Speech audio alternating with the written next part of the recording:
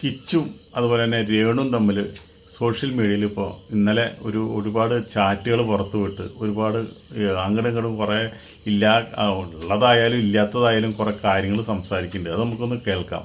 എന്തായാലും വളരെ ദുഃഖത്തോടു കൂടിയാണ് നമ്മളിത് വെക്കുന്നത്. ഒരു കാരണവശാലും ഇവരെ തമ്മിലുള്ള ഒരു സംഭാഷണങ്ങളോ അല്ലെങ്കിൽ ചാറ്റോ വഴക്കോ ഒന്നും നമ്മളൊരു വീഡിയോ ആക്കാനായിട്ട് താല്പര്യമില്ലായിരുന്നു. പക്ഷേ ഇതൊരു നിങ്ങൾക്ക് ബുദ്ധി ഉണ്ടാവാൻ വേണ്ടിയിട്ട് ബുദ്ധി നഷ്ടപ്പെട്ട പോലെയാണ് നിങ്ങൾ രണ്ടുപേരും കാണിക്കുന്നത്. നിൻ്റെ അമ്മ അങ്ങനെ ഒരു രോഗത്തിൽ കിടക്കുമ്പോൾ നീ ഒരിക്കലും ചെയ്യാൻ പാടില്ലാത്ത കാര്യങ്ങളാണ് നീ ചെയ്യുന്നത്. ഈ രോഗം അവിടെ കൂടുകയും ചെയ്യുള്ളൂ. നിനക്ക് രോഗങ്ങളില്ല. നിന്നെ ഒരു ദിവസം നോക്കിയില്ലെങ്കിലും നീ എനിക്ക് ഒരു 10 രൂപ തന്നല്ലെങ്കിലും അതിൻ്റെ നന്ദിയിലും കാണിക്കുക. അത്ര എനിക്ക് പറയാനുള്ളൂ. നമുക്ക് വീഡിയോ വേണ്ട, ഇനി അത് വേണ്ട. എന്നെ വെറുതെ വിട്ടേക്ക്, ഈ ഉള്ളവളെ വെറുതെ വിട്ടേക്ക്. ഞാൻ ചത്താലും എന്റെ ശവം പോലും നിങ്ങൾ ആരും വന്ന് കണ്ട് എന്നെ ഒരു റീത്ത് പോലും ആരും സമർപ്പിക്കണ്ട. എന്നെ വെറുതെ വിട്ടേക്ക്, എന്നെ വെറുതെ വിട്ടേക്ക്. എന്റെ കൊച്ചിന് വേണ്ടിട്ട് എന്നെ വെറുതെ വിട്ടേക്ക്. ക്യാൻസർ ബാധിതയായിട്ട്, അതായത് എല്ലാവരും അറിഞ്ഞിട്ട് ക്യാൻസർ ആണെന്ന് അറിഞ്ഞിട്ട് ചികിത്സ തുടങ്ങിയിട്ട് ഞാൻ കിടപ്പാണ്. നിങ്ങൾക്കറിയാം, ഞാൻ ഈ ഐസിയുലൊക്കെ ആയിരുന്നു വന്നാൽ വയ്യാതെ കിടന്നു. 1 മാസമായിട്ട് എനിക്ക് സബ്സ്ക്രിപ്ഷനോ ഒന്നുമില്ല. നിങ്ങൾക്ക് എല്ലാവർക്കും അറിയാം. എന്നെ കുറ്റപ്പെടുത്തിയവർ പോലും അവർ ക്ഷമ ചോദിച്ചുകൊണ്ടിരിക്കുന്ന സമയം. കാരണം ക്യാൻസർ എന്ന് പറയുന്ന രോഗം അങ്ങനെയാണ്.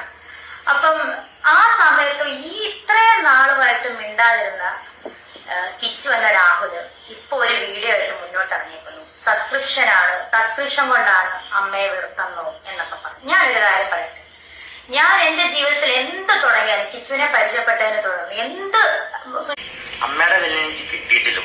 എന്റെ 2ാമത്തെ വയസ്സിൽ എന്റെ സ്വന്തം അമ്മ എന്നെ ഇട്ടിട്ട് പോയതാണ്. പിന്നെ അതിൻ്റെ ഇടയ്ക്ക് ഞാൻ ലൈഫ് സ്റ്റോറിയിൽ കുറെ കാര്യങ്ങളും പറഞ്ഞിട്ടുണ്ട്. പിന്നെ ഇപ്പൊ ഉള്ള അമ്മ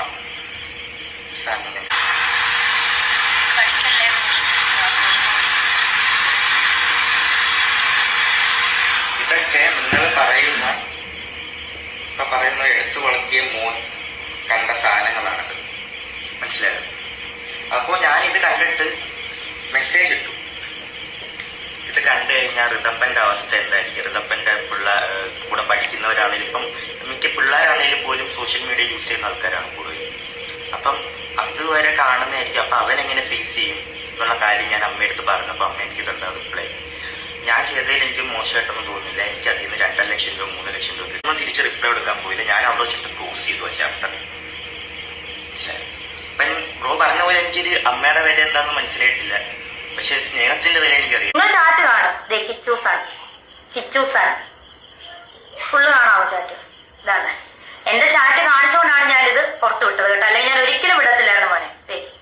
വേണ്ടേ കിച്ചു ഞാൻ തമ്മിലുള്ള ചാറ്റാണ്. സബ്സ്ക്രിപ്ഷന്റെ കാര്യമാണ്. അപ്പൊ എന്റെ പൊന്നു കുഞ്ഞ് മോനെ കിച്ചു, നീ സമ്മതിച്ചുകൊണ്ടാണ് അമ്മ ഇത് ചെയ്തത്. പിന്നെ മോൻ ഗുഡ് എന്ന് പറഞ്ഞുകൊണ്ടാണ്. മോൻ അന്ന് എന്നോട് പറയാനേ അമ്മേ അത് വേണ്ട കേട്ടോ എന്ന് പറയാൻ അമ്മ ഇത് ചെയ്യത്തില്ലായിരുന്നു മോനെ. മോൻ ഗുഡ് നന്നായി എന്ന് പറഞ്ഞുകൊണ്ട് മാത്രമാണ് ഞാനത് ചെയ്തത്. തുടങ്ങി അന്നാണെന്ന് നിങ്ങൾ ഓർത്തോണം. എന്റെ തുടങ്ങി അന്ന് 500 സബ് കഴിഞ്ഞു കേട്ടോ. അപ്പൊ കിച്ചു എന്താ എന്നോട് പറഞ്ഞ മറുപടി? നിങ്ങൾ മേലെ ഇത് ചെയ്യരുതെന്നല്ല പറഞ്ഞത്. നിങ്ങൾ ഇനി ഇത് ഒരിക്കലും ചെയ്യരുതെന്ന് കിച്ചു അന്ന് എന്നോട് പറയുമായിരുന്നെങ്കിൽ മോനെ കിച്ചു അമ്മ സബ്സ്ക്രിപ്ഷൻ തുടങ്ങത്തില്ലായിരുന്നു. പക്ഷെ മോൻ എന്നാ പറഞ്ഞെന്നറിയോ? ഗുഡെന്ന്. അതിനുശേഷം ഞാൻ പറഞ്ഞ 600 കഴിഞ്ഞു, 150 രൂപയാണ്. അപ്പൊ കിച്ചു പറയാട്ടാ 150. നിങ്ങൾ കണ്ടോ? എന്നെ വെറുതെ വിട് കിച്ചു എന്നെ വെറുതെ വിട്. പിന്നെ നമുക്ക് 2 പേർക്ക് അറിയുന്ന പല കാര്യങ്ങളും അല്ലെ കിച്ചു, ഫ്യൂച്ചർ വരെ ബാധിക്കുന്ന കാര്യങ്ങളുണ്ട്. സോ അതെന്നെ കൊണ്ട് പറയിപ്പിക്കരുത് കിച്ചു. എന്റെ കുഞ്ഞ് നിന്നെ ചേട്ടനായിട്ട് കണ്ടുപോയി. ഇനി എന്നെ കൊണ്ടൊന്നും പറയിപ്പിക്കരുത് കിച്ചു. ഞാൻ ക്യാൻസർ വന്നിനി ഞാൻ മരിച്ചാൽ പോലും എനിക്ക് നീ ഒന്നും ചെയ്യണ്ട. എന്റെ ഋതപ്പൻ, എന്റെ കുഞ്ഞ്, ഞാൻ പ്രസവിച്ച എന്റെ ഒരേ ഒരു കുഞ്ഞ്, നിന്നെ ഞാൻ ആ ഋതപ്പനേക്കാൾ കൂടുതൽ ഞാൻ സ്നേഹിച്ചു. നിന്നെ ഞാൻ ഋതപ്പനേക്കാൾ കൂടുതൽ ഞാൻ നിനക്ക് എന്റെ സബ്സ്ക്രിപ്ഷനിൽ കിട്ടിയ പൈസ വരെ ഞാൻ നിനക്ക് തന്നു. ഒരുപാട് പൈസ ഞാൻ ഉറക്കമൊളിച്ച്, ഞാൻ ആൽബങ്ങൾ ചെയ്തത്, ഞാൻ ഉറക്കമൊളിച്ച് ഗൾഫിൽ പോയി പ്രമോഷൻ ചെയ്തത് എല്ലാം ഞാൻ നിനക്ക് അതിൽ നിന്ന് ഒരു ഓഹരി ഞാൻ നിനക്ക് തന്നിട്ടുണ്ട്. നീ അതെല്ലാം വാങ്ങിച്ചിട്ടുണ്ട്. ആ ചാറ്റുകളെല്ലാം എന്റെ കയ്യിലുണ്ട്. പക്ഷെ ഞാൻ അതൊക്കെ കാണിക്കത്തില്ല കിച്ചു. നീ അല്ല ഞാൻ. നിന്റെ അമ്മ സ്വന്തം പെറ്റതള്ള നിന്നെ ഇട്ടിട്ട് പോയതൊട്ടുള്ള 1.5 വയസ്സുള്ള ഒട്ട കഥകൾ വരെ എന്നോട് നീ പറഞ്ഞു വെച്ചു. കൊല്ലത്തെ വീട്ടിൽ വെച്ച് നീ ചെറുപ്പത്തിൽ അനുഭവിച്ച കാര്യങ്ങൾ വരെ നീ എന്നോട് പറഞ്ഞിട്ടുണ്ട്. രാഹുൽ ദാസിനെ പറ്റി എന്നെ പറ്റി പറയുന്നല്ലോ സബ്സ്ക്രിപ്ഷൻ. ഞാൻ സബ്സ്ക്രിപ്ഷൻ അല്ലേ തുടങ്ങിയുള്ളൂ നിയമപരമായിട്ട്. നിയമവിരുദ്ധമായിട്ട് ഞാനൊന്നും ചെയ്തിട്ടില്ലല്ലോ.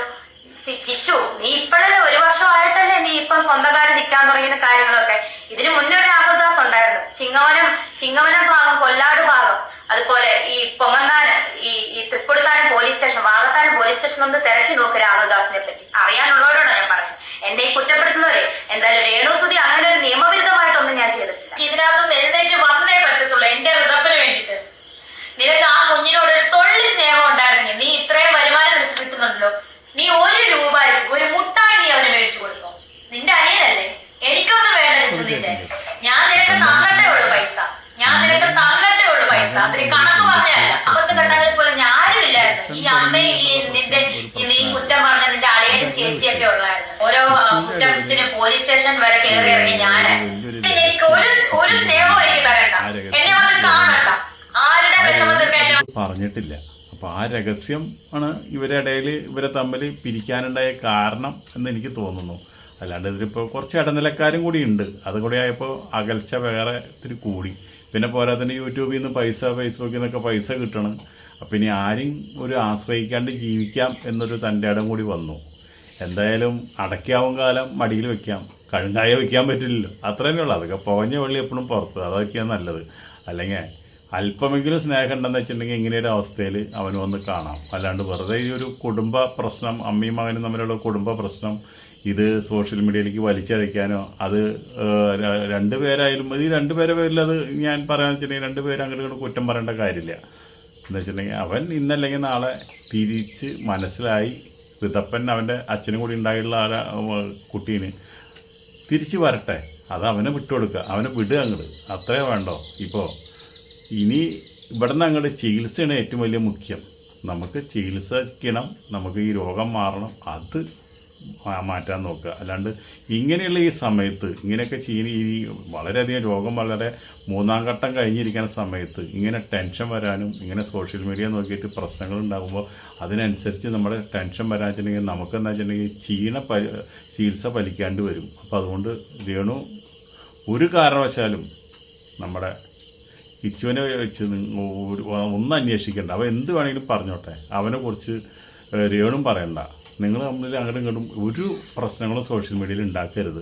അതുണ്ടാക്കി അവനല്ല ദോഷം മുഴുവൻ രോഗിയായി കിടക്കണം നിനക്കാണ്. കാരണം എന്താ വെച്ചിട്ടുണ്ടെങ്കിൽ ഈ രോഗം കലശലാവും, മരുന്നുകൾ റിയാക്ട് ചെയ്യാണ്ടിരിക്കും. നമുക്ക് നമ്മുടെ അവയവങ്ങൾ ഒരുപാട് ടെൻഷൻ വന്നിട്ടുണ്ടെങ്കിൽ ഈ രോഗം വരാൻ തന്നെ കാരണം. ഈ രോഗക്കിടക്കയിലും അവൻ എന്തൊക്കെ പറഞ്ഞാലും പറഞ്ഞോട്ടെ, അവൻ്റെ ഒരു വീഡിയോയും കാണാണ്ടിരിക്കുക, സ്വസ്ഥമായിട്ടിരിക്കുക. ഇനി കുറച്ച് കീമോ ഉള്ളതാണ്, അതും നമ്മൾ നോക്കി നമ്മുടെ രോഗം മാറ്റി ഋതപ്പന് വേണ്ടിയിട്ട് ആ ഒരു കിടക്കയിൽ നിന്ന് എണീറ്റ് വരിക. ഇത്രയും എനിക്ക് പറയാനുള്ളതിനെ കുറിച്ച്.